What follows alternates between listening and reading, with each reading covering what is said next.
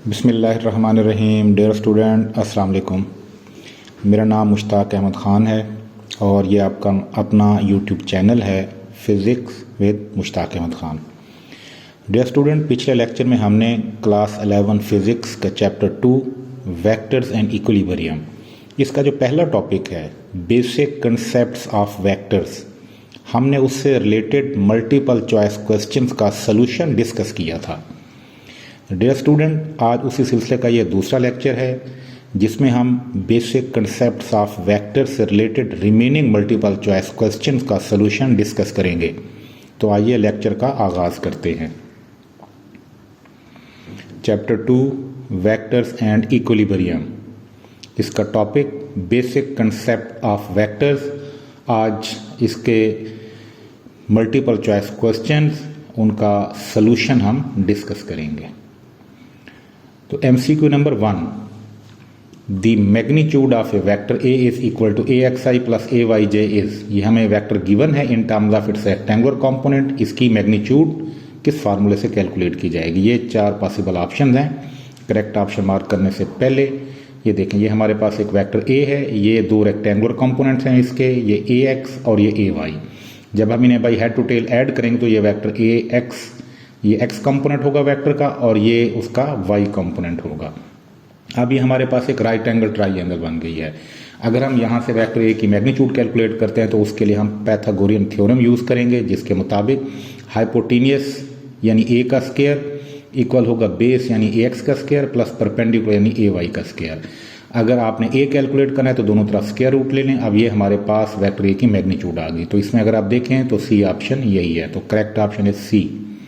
Next MCQ number 2, the magnitude of a vector A is equal to AXI minus AYJ is. अब ये हमें एक vector given है, इसका x component positive y negative है, it mean ये 4th quadrant में मौजूद है। इसकी मैग्नीट्यूड कैसे फाइंड की जाएगी? तो कोई भी vector in terms of its rectangular components अगर हमें गिवन हो तो उसकी मैग्नीट्यूड के लिए सेम हम यही रिलेशन यूज़ करते हैं जो हम पहले MCQ में यूज़ कर चुके हैं। तो इन चारों ऑप्शन में अगर आप देखें तो ये जो C ऑप्शन है सेम यही है। इसमें देखें कि इस वेक्टर की जो मैग्नीट्यूड फाइंड आउट की गई है स्क्वायर रूट ऑफ फर्स्ट जो कंपोनेंट है उसकी मैग्नीट्यूड का स्क्वायर प्लस जो दूसरा कंपोनेंट है y कंपोनेंट जो कि नेगेटिव है उसकी मैग्नीट्यूड का स्क्वायर लिया गया है, उन्हें ऐड किया गया और स्क्वायर रूट ले लिया गया है। तो यही ऑप्शन करेक्ट है। इस रिलेशन की मदद से हम इस वेक्टर A की मैग्नीट्यूड कैलकुलेट कर सकते हैं। तो इसमें करेक्ट ऑप्शन C है।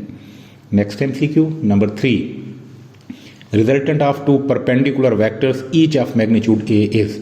2 वेक्टर्स हैं, दोनों की मैग्नीट्यूड A है, दोनों परपेंडिकुलर हैं, उनका रिजल्टेंट की मैग्नीट्यूड क्या होगी? ये 4 पॉसिबल ऑप्शंस हैं।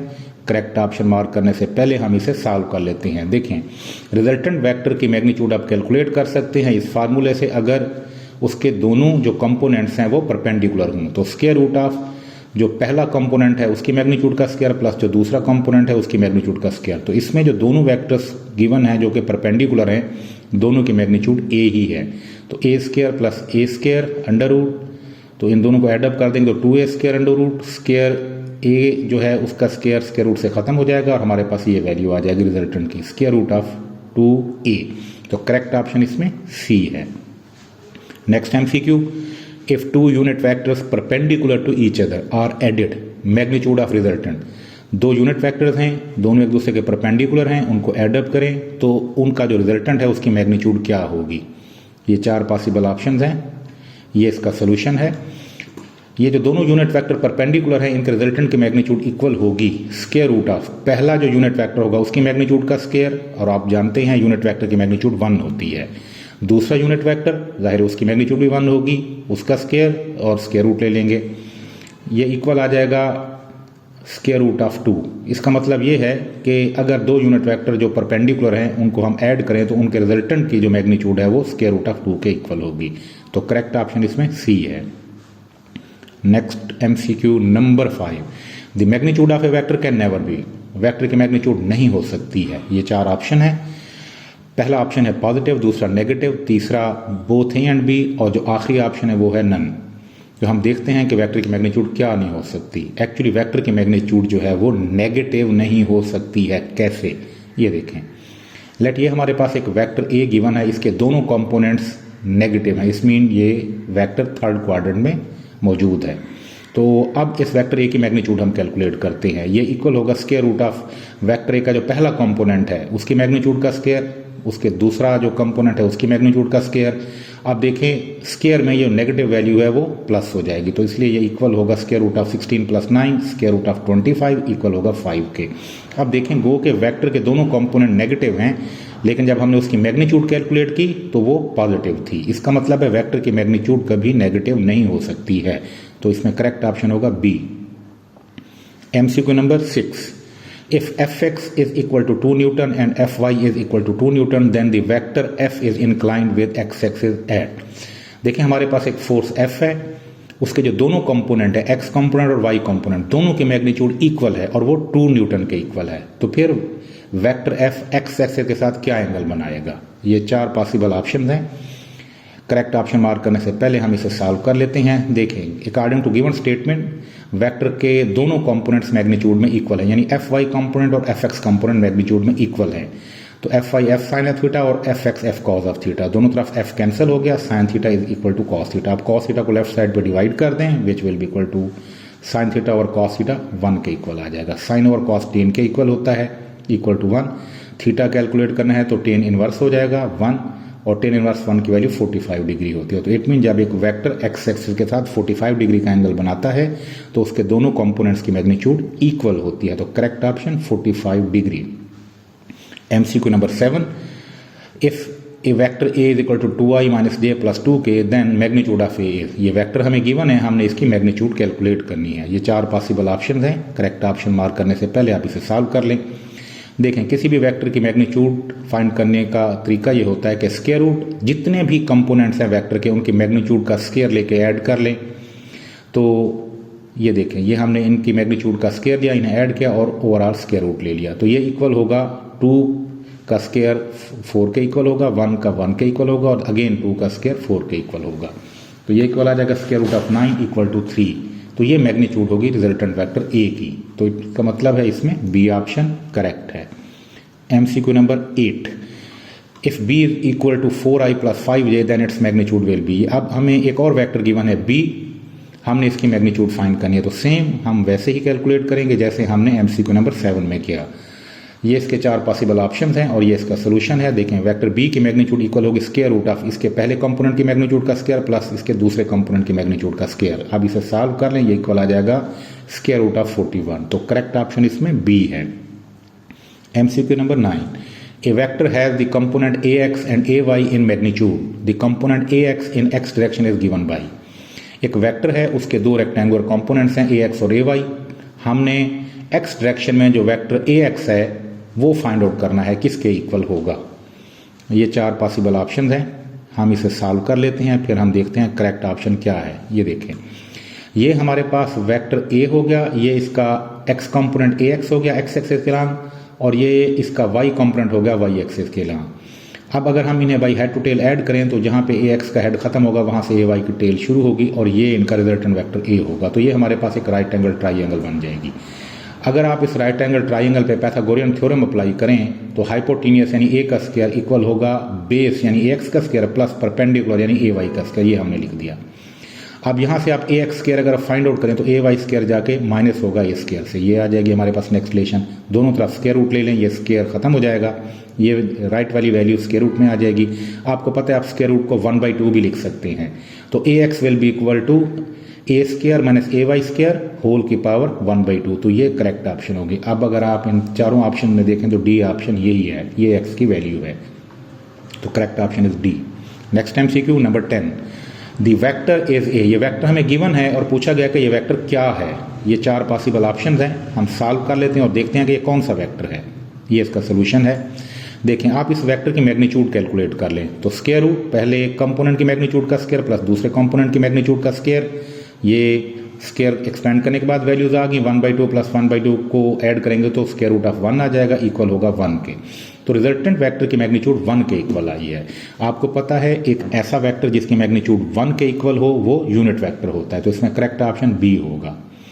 MCQ number 11, Two vectors to be combined have magnitude 60 and 35 Newton. The correct answer will be, दो वेक्टर्स हैं जिनके मैग्नीट्यूड 60 और 35 न्यूटन हमें गिवन है, उन्हें हम कंबाइन यानी ऐड कर रहे हैं, तो उनका जो रिजल्टेंट है उसकी मैग्नीट्यूड क्या हो सकती है. ये चार पॉसिबल ऑप्शन हैं.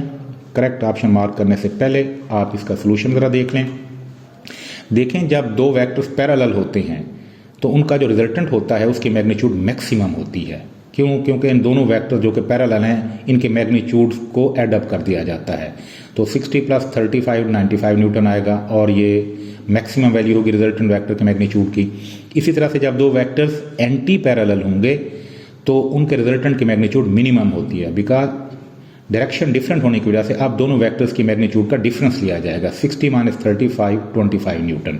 इसका मतलब यह है कि ये जो गिवन वेक्टर्स हैं इनके रिजल्टेंट की मैग्नीट्यूड 25 न्यूटन से 95 न्यूटन के दरमियान हो सकती है. 25 से कम और 95 से ज़्यादा नहीं हो सकती. अब अगर यहाँ पे ऑप्शन देखें तो 15, 20 न्यूटन और 100 न्यूटन इस रेंज से बाहर हैं. 70 न्यूटन अलबत्ता इस रेंज में फॉल करता है. तो इसका मतलब है इन दोनों वेक्टर जिनको हम कंबाइन कर रहे हैं इसके रिजल्टेंट की मैग्नीट्यूड 70 न्यूटन हो सकती है. तो correct option will be C. Next MCQ number 12. The component along y-axis is half of the maximum value for angle theta is equal to. एक वेक्टर का जो कंपोनेंट y एक्सिस के along लाई कर रहा है वो अपनी मैक्सिमम वैल्यू से आधा कब होगा, किस एंगल के ऊपर रिजल्टेंट वेक्टर का y कंपोनेंट अपनी मैक्सिमम वैल्यू से हाफ होगा. ये चार पॉसिबल ऑप्शन हैं. करेक्ट ऑप्शन से पहले हम इसे सॉल्व कर लेते हैं. ये इसका सोल्यूशन है. देखें, किसी भी रेक्टेंगुलर कंपोनेंट्स की जो मैक्सिमम वैल्यू है वो रिजल्टेंट वेक्टर की मैग्नीट्यूड के बराबर हो सकती है, लेकिन कभी भी रेक्टेंगुलर कंपोनेंट्स की मैग्नीट्यूड रिजल्टेंट वेक्टर की मैग्नीट्यूड से ज़्यादा नहीं हो सकती. तो इट मीन रेक्टेंगुलर कंपोनेंट की मैग्नीट्यूड मैक्सिमम वैल्यू जो है उसकी वो वेक्टर की मैग्नीट्यूड के बराबर हो सकती है. इसलिए हम यहाँ पे लिखेंगे लेट रिजल्टेंट वेक्टर का जो वाई कंपोनेंट है ए वाई वो अपनी मैक्सिमम वैल्यू यानी वेक्टर की मैग्नीट्यूड का हाफ है. तो ए वाई ए साइन थीटा के इक्वल होगा. आप दोनों तरफ ए से कैंसिल हो जाएगा. साइन थीटा 1/2 को 0.5 लिखें.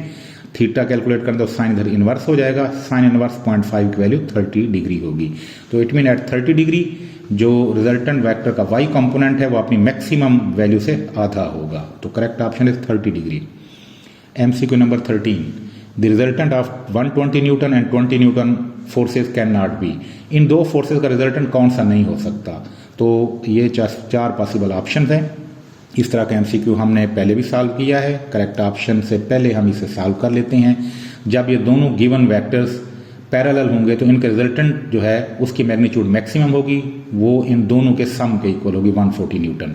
और जब ये दोनों वेक्टर्स एंटी पैरेलल होंगे तो इन दोनों वेक्टर्स का जो रिजल्टेंट वेक्टर होगा उसकी मैग्नीट्यूड मिनिमम होगी यानी इन दोनों के डिफरेंस के बराबर होगी यानी 100 न्यूटन के बराबर होगी. अब इन दोनों गिवन वेक्टर्स जो हैं इनका जो रिजल्टेंट है वो 100 से लेके 140 न्यूटन के दरमियान होना चाहिए. 100 से कम नहीं हो सकता, 140 से ज़्यादा नहीं होगा. तो अगर आप इन चारों ऑप्शन को देखें तो जो पहली ऑप्शन है ए 140 न्यूटन वो इस रेंज से बाहर है. इसका मतलब है इन दोनों वेक्टर्स का जो रिजल्टेंट है वो 140 न्यूटन नहीं हो सकता है. MCQ number 14. Forces of 12 newton and 15 newton are added, the resultant can not be. ये भी बिल्कुल वैसा ही MCQ है नंबर 13 की तरह. दो फोर्सेज हम ऐड कर रहे हैं 12 और 5 न्यूटन की. इनका रिजल्टेंट क्या नहीं होगा. ये चार पॉसिबल ऑप्शंस हैं. ये इसका सोल्यूशन हो गया. जब ये दोनों फोर्सेज पैरेलल होंगी तो इनका रिजल्टेंट इन दोनों के सम के इक्वल होगा यानी 17 न्यूटन. और जब ये दोनों फोर्सेज एंटी पैरेलल होंगी तो इनका रिजल्टेंट इन दोनों की मैग्नीट्यूड का डिफरेंस होगा यानी 7 न्यूटन होगा. तो इसका मतलब है इन दोनों फोर्सेज जो हैं इनका रिजल्टेंट 7 से 17 न्यूटन के दरमियान होगा. 7 न्यूटन से कम नहीं, 17 न्यूटन से ज़्यादा नहीं हो सकता. तो अगर आप यहाँ पे चारों ऑप्शन देखें तो ये सी ऑप्शन इस रेंज से बाहर है. ये 6 न्यूटन है जो कि 7 न्यूटन से भी लेस है. इसका मतलब इन दोनों फोर्सेज का जो रिजल्टेंट है वो 6 न्यूटन नहीं हो सकता. तो correct option is C. Next MCQ number 15. Two forces are acting together on an object. The magnitude of their resultant is minimum when the angle between the forces is. दो forces एक object के ऊपर act कर रही हैं, उनका जो resultant है वो मिनिमम कब होगा, किस एंगल के ऊपर. ये चार पॉसिबल ऑप्शन हैं. करेक्ट ऑप्शन से पहले ये देखें जब दो फोर्सेज सेम ऑब्जेक्ट के ऊपर एक्ट कर रही हूं, अगर वो दोनों फोर्सेज एक दूसरे की अपोजिट डायरेक्शन में एक्ट कर रही हैं तो उनका रिजल्टेंट मिनिमम होगा. जैसे ये दो फोर्सेज हैं, 11 और 7 न्यूटन की, ये एक ही ऑब्जेक्ट के ऊपर एक्ट कर रही हैं, तो इनका जो रिजल्टेंट है वो इन दोनों की मैग्नीट्यूड का डिफरेंस होगा, यानी 11 माइनस 7 4 न्यूटन के इक्वल होगा। इनका जो रिजल्टेंट है वो ये उसकी मैग्नीट्यूड होगी। तो अगर दो वेक्टर्स एंटी पैरेलल हैं तो इसका मतलब है उनके दरमियान 180 डिग्री का एंगल है। तो इट मीन जब दो वेक्टर्स या दो फोर्सेस एक दूसरे के अपोजिट एक्ट करती हैं उस वक्त उनके दरमियान 180 डिग्री का एंगल होता है और उनका जो रिजल्टेंट है उसकी मैग्नीट्यूड कम से कम यानी मिनिमम होती है। तो करेक्ट ऑप्शन है C. Number 16, two forces of magnitude 10 Newton each, their resultant is equal to 20 Newton, then angle between them is, दो फोर्सेस दोनों की मैग्नीट्यूड 10 न्यूटन है ईच, तो उनको जब ऐड करते हैं तो रिजल्टेंट की मैग्नीट्यूड 20 न्यूटन के इक्वल है। तो उन दोनों फोर्सेस के दरमियान एंगल क्या होगा? ये 4 पॉसिबल ऑप्शन हैं। करेक्ट ऑप्शन से पहले इस डायग्राम को देखें। देखिए ये दो फोर्सेस हैं 10 न्यूटन की, एक ही ऑब्जेक्ट के ऊपर एक्ट कर रही हैं, सेम डायरेक्शन में एक्ट कर रही हैं। तो जब ये सेम डायरेक्शन में एक्ट करेंगी तो इनका जो रिजल्टेंट होगा वो इन दोनों फोर्सेस की मैग्नीट्यूड का सम होगा। तो 10 + 10 20 न्यूटन। तो इट मीन जब दो फोर्सेस सेम डायरेक्शन में एक्ट कर रही होती हैं तो उनका जो रिजल्टेंट होता है उन दोनों की मैग्नीट्यूड का सम होता है। तो जब दो फोर्सेस सेम डायरेक्शन में एक्ट करती हैं तो उनके दरमियान 0 डिग्री का एंगल होता है, वो दोनों फोर्सेस पैरेलल होती हैं। तो करेक्ट ऑप्शन इसमें 0 डिग्री होगा। MCQ number 17, the resultant of two forces 5 Newton and 12 Newton making an angle of 90 degree with each other, दो फोर्सेस जिनकी मैग्नीट्यूड हमें गिवन है, ये 90 डिग्री एंगल है इनके दरमियान, तो इनके रिजल्टेंट की मैग्नीट्यूड कैलकुलेट की जाएगी। ये पॉसिबल ऑप्शंस हैं, ये देखें। रिजल्टेंट वेक्टर इक्वल होगा स्क्वायर रूट ऑफ जो पहली फोर्स है उसकी मैग्नीट्यूड का स्क्वायर प्लस जो दूसरी फोर्स है उसकी मैग्नीट्यूड का स्क्वायर। अब ये एक्सपेंड कर लें, स्क्वायर रूट ऑफ 169 आ जाएगा इज इक्वल टू 30 न्यूटन। तो ये दोनों फोर्सेस जिनके दरमियान 90 डिग्री का एंगल है, इनका रिजल्टेंट की मैग्नीट्यूड 13 न्यूटन होगी। तो सी इसमें करेक्ट ऑप्शन है। MCQ number 18, magnitude of resultant of two forces 6 and 8 Newton acting at right angle is, दो फोर्सेस हैं जिनकी मैग्नीट्यूड हमें गिवन है 6 और 8 न्यूटन, इनके दरमियान भी 90 डिग्री का एंगल है, तो इनके रिजल्टेंट की मैग्नीट्यूड हम फाइंड करते हैं। तो MCQ नंबर 17 की तरह ही है ये 4 पॉसिबल ऑप्शन हैं, हम सॉल्व कर लेते हैं। ये देखें, हमने रिजल्टेंट की मैग्नीट्यूड कैलकुलेट कर ली, स्क्वायर रूट ऑफ पहली जो फोर्स है उसकी मैग्नीट्यूड का स्क्वायर प्लस दूसरी फोर्स की मैग्नीट्यूड का स्क्वायर, ये आगे से आप एक्सपेंड कर लें स्क्वायर को, इन दोनों को ऐड कर लें, square root of 100 equal to 10 newton. तो इसका मतलब है रिजल्टेंट वेक्टर जो है या फोर्स है उसकी मैग्नीट्यूड 10 न्यूटन होगी। B option is correct. MCQ number 19, if A + B is equal to A - B, ये दो वेक्टर्स हैं A और B, उनके सम की मैग्नीट्यूड और उनके डिफरेंस की मैग्नीट्यूड बराबर है, then angle between vector A and B is, तो वेक्टर A और B के दरमियान क्या एंगल होगा? तो हम सॉल्व कर लेते हैं इसे। ये 4 पॉसिबल ऑप्शन हैं, ये इसका सोल्यूशन है। देखें, अकॉर्डिंग टू गिवन स्टेटमेंट ये जो दो वेक्टर्स हैं A और B, उनके सम की मैग्नीट्यूड और उनके डिफरेंस की मैग्नीट्यूड इक्वल है। तो जब दो वेक्टर्स A और B ऐड हो रहे हों, उनके सम की जो मैग्नीट्यूड है वो इक्वल होती है square root of A² + B² + 2AB cos of theta equal to, इसी तरह से इनके डिफरेंस की जो मैग्नीट्यूड होगी वो इक्वल होगी square root of A² + B² - 2AB cos of theta. अब दोनों तरफ आप स्क्वायर रूट ख़त्म करने के लिए स्क्वायर ले लें तो ये स्क्वायर रूट ख़त्म हो जाएंगे।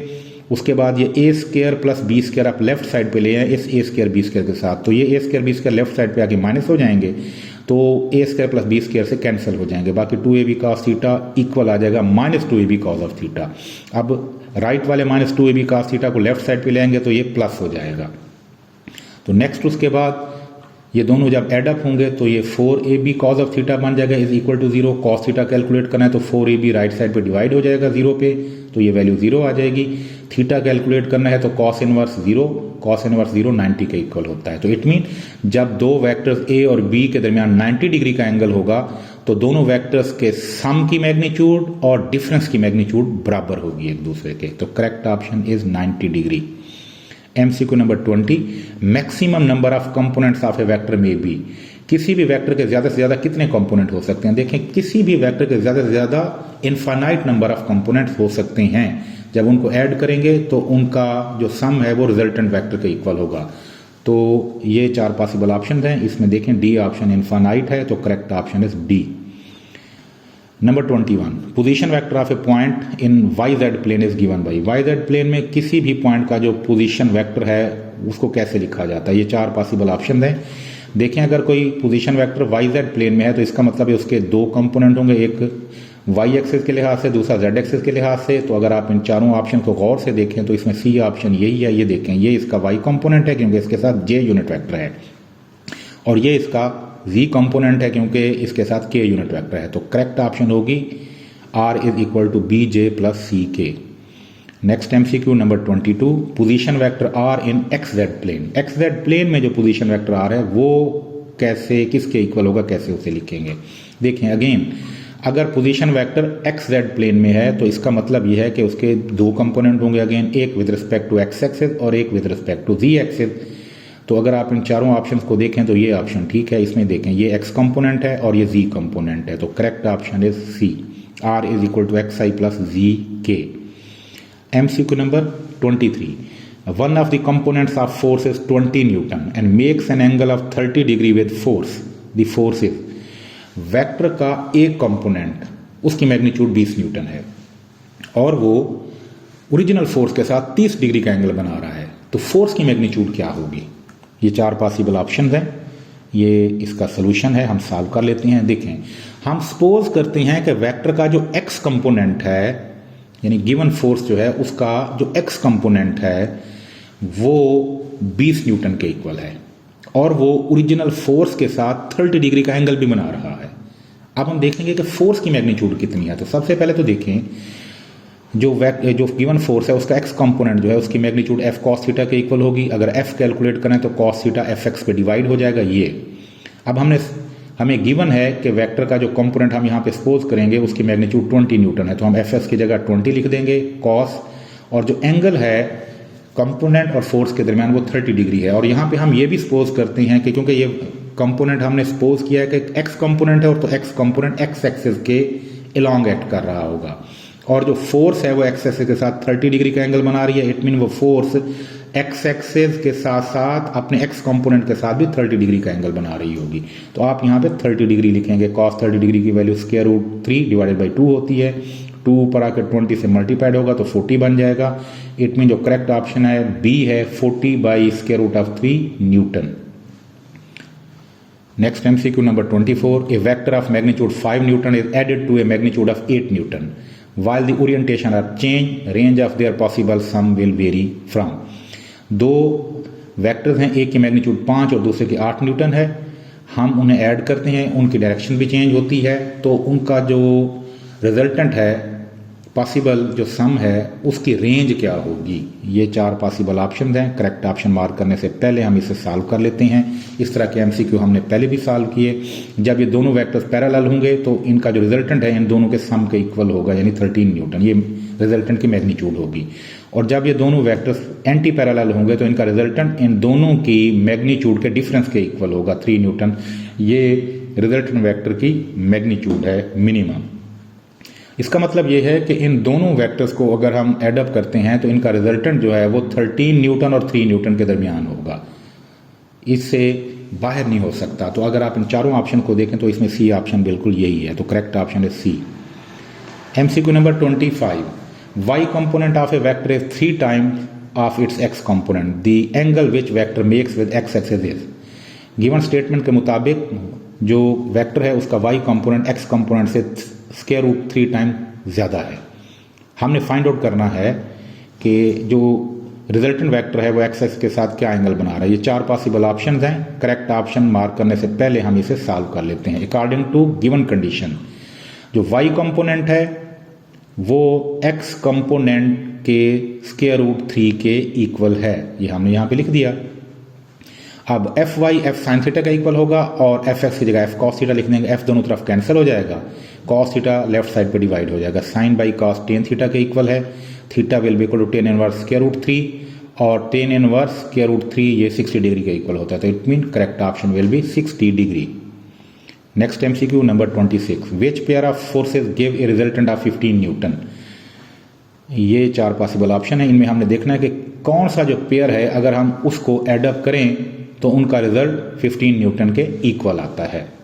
तो ये इसका सोल्यूशन है। देखें, अगर आप इन चारों जो पेयर ऑफ फोर्सेस हमें गिवन है इनको ऐड करें और इनका डिफरेंस लें तो 15 न्यूटन जो है आप देखेंगे क्या उस रेंज में आता है या नहीं आता है। अगर आप ए, बी और डी इन तीनों पेयर्स को ऐड करें और इनका डिफरेंस लें तो आप देखेंगे कि 15 न्यूटन रेंज में नहीं आता है। अलबत्ता अगर आप इन दोनों फोर्सेस 10 न्यूटन और 10 न्यूटन को ऐड और सब्ट्रैक्ट करें तो आप देखेंगे 15 न्यूटन इस रेंज में आता है। जैसे ये देखें, दोनों फोर्सेस को हमने ऐड किया, ये रिजल्टेंट की मैग्नीट्यूड आ गई 20 न्यूटन।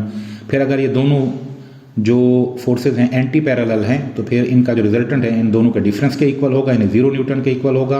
तो इट मीन इन दोनों फोर्सेस का जो रिजल्टेंट है उसकी जो रेंज है वो 0 से 20 न्यूटन के दरमियान होगी और 15 न्यूटन इस रेंज में फॉल करता है।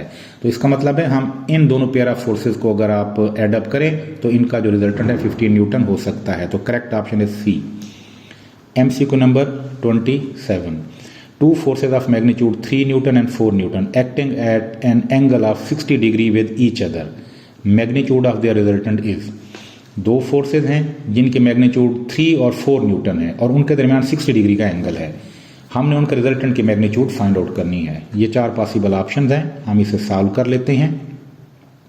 ये देखिए, ये हमारे पास दो फोर्सेज हैं, एक की मैग्नीट्यूड 4 और दूसरे की 3 न्यूटन है और ये इनके दरमियान 60 डिग्री का एंगल है। ये इनका रिजल्टेंट है R। तो हमने फाइंड आउट करना है कि रिजल्टेंट की मैग्नीट्यूड कितनी है। देखें, जब भी दो वेक्टर्स या दो फोर्सेज किसी भी एंगल थीटा के ऊपर एक्ट कर रही हूं तो उनके रिजल्टेंट की मैग्नीट्यूड इस फार्मूले से कैलकुलेट की जाती है। R is equal to square root of, ये जो पहली फोर्स है उसकी मैग्नीट्यूड का स्क्वायर प्लस दूसरी फोर्स की मैग्नीट्यूड का स्क्वायर प्लस 2 पहली फोर्स मल्टीप्लाई बाय दूसरी फोर्स कॉस ऑफ थीटा। अब आप F1 और F2, F1 की मैग्नीट्यूड 3 न्यूटन है, F2 की 4 न्यूटन है, तो जहां पे F1 है वहां पे आपने 3 न्यूटन और जहां पे F2 है दूसरी फोर्स है 4 न्यूटन पुट करना है और यहाँ पे कॉस एंगल हमें गिवन है 60 डिग्री। तो इसको आप सॉल्व कर लें, 3 का स्क्वायर 9, 4 का 16, अब इनको मल्टीप्लाई करेंगे तो 24 और कॉस 60.5 के इक्वल होता है। तो ये इन दोनों का सम हो जाएगा 25, 24 को 0.5 से मल्टीप्लाई करेंगे तो 12 और सॉल्व करेंगे तो स्क्वायर रूट ऑफ 37 आ जाएगा। तो इसका मतलब है इन दोनों फोर्सेज जिनके दरमियान 60 डिग्री का एंगल है इनके रिजल्टेंट की मैग्नीट्यूड स्क्वायर रूट 37 है, B option. MCQ number 28. If two non-zero vectors A and B satisfy the condition A plus B is equal to R and A plus B is equal to R, then the angle between A and B will be. दो vectors हैं A और B, ये इन दोनों condition को fulfil करें तो फिर उन दोनों के दरमियान एंगल क्या होगा वो हमने फाइंड आउट करना है। ये 4 पॉसिबल ऑप्शन हैं, इनको हम डिस्कस कर लेते हैं। ये देखें, जब दो वेक्टर्स A और B सेम डायरेक्शन में एक्ट कर रहे हो, मीन पैरेलल हूं, तो by head to tail rule उन दोनों वेक्टर्स का जो सम होता है वो रिजल्टेंट वेक्टर R के इक्वल होता है। ये दोनों वेक्टर्स A और B जब इनको आप एडअप करेंगे तो इनका सम इक्वल होगा रिजल्टेंट वेक्टर R के। बिल्कुल इसी तरह से अगर यही दो वेक्टर्स अगर पैरेलल हैं तो इन दोनों वेक्टर्स की मैग्नीट्यूड का सम रिजल्टेंट वेक्टर की मैग्नीट्यूड के इक्वल होगा। मीन अगर A वेक्टर की मैग्नीट्यूड 3 यूनिट, B की 4 यूनिट है तो इन दोनों को ऐड करेंगे तो रिजल्टेंट वेक्टर जो होगा उसकी मैग्नीट्यूड 3 + 4 7 यूनिट्स होगी। तो ये दोनों कंडीशन तभी फुलफिल होती हैं जब दो वेक्टर्स पैरेलल हों, यानी उनका सम रिजल्टेंट वेक्टर R के इक्वल होता है by head to tail rule और उन दोनों वेक्टर्स की मैग्नीट्यूड का सम रिजल्टेंट वेक्टर की मैग्नीट्यूड के बराबर होता है। ये तभी पॉसिबल है जब दो वेक्टर्स पैरेलल हों और जब दो वेक्टर पैरेलल हों तो उनके दरमियान 0 डिग्री का एंगल होता है। तो करेक्ट ऑप्शन इसमें A होगा। MCQ number 29. If two non-zero vectors A and B satisfy the condition A plus B is equal to R and A square plus B square is equal to R square, then the angle between A and B will be. अब दो vector A और B हैं, वो ये दो condition satisfy कर रहे हैं तो उनके दरमियान क्या एंगल है। ये 4 पॉसिबल ऑप्शन हैं। करेक्ट ऑप्शन से पहले हम इसे सॉल्व कर लेते हैं। देखें, ये हमारे पास दो वेक्टर्स हैं, ये वेक्टर A है और ये वेक्टर B है, दोनों के दरमियान 90 डिग्री का एंगल है। हम इन्हें by head to tail add करते हैं तो ये वेक्टर A यहाँ पे एंड हो रहा है, यहाँ से वेक्टर B शुरू हो रहा है, तो ये इनका रिजल्टेंट वेक्टर है R। तो अब ये वेक्टर A और B इनके दरमियान ये यहाँ पे 90 डिग्री का एंगल है, ये एक दूसरे के परपेंडिकुलर हैं। अब अगर हम इन दोनों वेक्टर्स को by head to tail add करते हैं तो रिजल्टेंट वेक्टर R इक्वल होगा sum of vector A and B। ये तो पहली कंडीशन पूरी हो गई। उसके बाद दूसरी कंडीशन देखते हैं। देखें, ये हमारे पास एक राइट एंगल ट्राइंगल है OCE। इस राइट एंगल ट्राइंगल पे अगर आप पैथागोरियन थ्योरम यूज करें तो हाइपोटेनियस का स्क्वायर इक्वल होगा बेस ओसी का स्क्वायर प्लस परपेंडिकुलर सीई का स्क्वायर। अब ये जो लाइन ओ ई है ये रिजल्टेंट वेक्टर आर को शो कर रही है, यानी ये जो हाइपोटेनियस है वो आर के इक्वल है, तो ये हाइपोटेनियस की जगह आर का स्क्वायर लिख देंगे। बेस ये जो ओसी लाइन है ए को शो कर रही है, तो यहाँ पे ए स्क्वायर आ जाएगा। और ये जो परपेंडिकुलर है सीई लाइन ये वेक्टर बी को शो कर रही है, तो बी की मैग्नीट्यूड का स्क्वायर आ जाएगा। तो आप देखें रिजल्टेंट वेक्टर की मैग्नीट्यूड का स्क्वायर इक्वल है sum of square of magnitude of the two given vectors. तो अब ये दोनों कंडीशन पूरी हो गई, लेकिन कब हुई? जब ये दोनों वेक्टर्स ए और बी एक दूसरे के परपेंडिकुलर थे, मीन इनके दरमियान 90 डिग्री का एंगल था। तो इट मीन जब दो वेक्टर्स के दरमियान 90 डिग्री का एंगल हो तो उनका जो सम है by head to tail rule resultant vector के इक्वल होता है, और उन दोनों वेक्टर के मैग्नीट्यूड के स्क्वायर का सम रिजल्टेंट वेक्टर की मैग्नीट्यूड के स्क्वायर के बराबर होता है। दोनों कंडीशन पूरी हो गई, तो इट मीन वेक्टर ए और बी के दरमियान 90 डिग्री का एंगल है। डियर स्टूडेंट, यहाँ तक आज का लेक्चर कंप्लीट हो गया। हमने बेसिक कंसेप्ट्स ऑफ वेक्टर से रिलेटेड मैक्सिमम जो मल्टीपल चॉइस क्वेश्चंस हैं वो डिस्कस किए, उनका सोल्यूशन हमने डिस्कस किया। एग्जाम में इसी तरह के मल्टीपल चॉइस क्वेश्चंस ही पूछे जाते हैं। उम्मीद है आपको ये लेक्चर पसंद आया होगा। इंशाल्लाह अगली दफ़ा एक नए लेक्चर के साथ आपसे मुलाकात होगी। तब तक अल्लाह हाफिज़। Thank you.